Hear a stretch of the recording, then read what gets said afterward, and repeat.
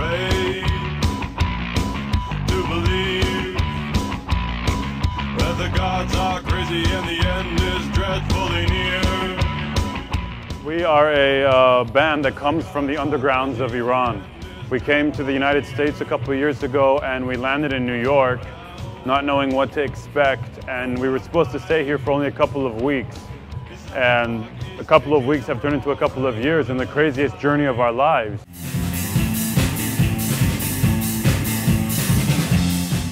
In the beginning when we came here, it was, you know, we didn't know what to expect, and the New York Times and MTV did a story on us, and ever since then it just sort of snowballed into this life of its own.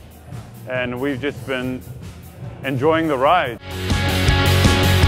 There's a little girl that I am madly in love with. She's only 17 and she's testing my patience. She knows what I want and I know what she needs. We both know that we should not proceed. We were very fortunate to have so many people take us into their lives and feed us and give us shelter and let us pursue this dream, you know. And I guess it was sort of like us being the underdogs, and they wanted us to help succeed and, you know, become bigger, and that's why we sort of made it this far. And hopefully because we play decent music too. I mean, I've never seen so many rainbows in the perfect sky. I don't want to be your guardian, I don't want to sacrifice. the first album, our debut, I guess, was just us growing as musicians and finding our sound and what defines us. But we're still very young in the sense that we had just become a studio band. We'd mostly been a live band several years in the undergrounds of Iran, never being in a proper studio. So it was a learning process for us, and like Cody says always, it's like the first chapter of our lives. And you know, now we've sort of evolved as musicians, and the new EP that we recorded, like, it's mostly live, but it sort of shows a bigger picture of what our sound is supposed to be like. And the sound that we want is like to have this big, you know, wall of sound, you know, a stadium sound, you know, almost to say.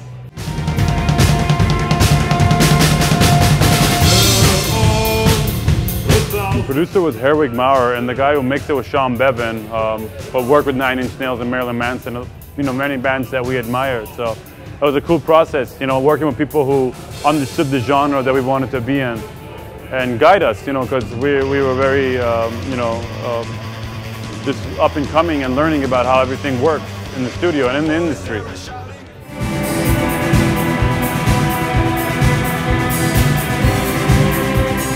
One of the coolest things was just touring across the country and meeting like different people, because they hear stereotypes about us where we come from, and we hear stereotypes about people like in the Midwest. So it was really cool that through music, well, just how people came together and we were breaking down all these barriers. Hopefully a more democratic society where, you know, the basic human rights of the citizens are respected, you know, the right to vote, the right to participate in demonstrations. The right to play rock and roll. Yeah, definitely, the right to play rock and roll, you know, yeah. But it'll take time, you know, it's not a process that's going to happen overnight. And, you know, I think because the majority of our people are under the age of 35, eventually, you know, their voices will be heard. This is a shout out to Webos TV. Thank you for having us. Thank you, guys.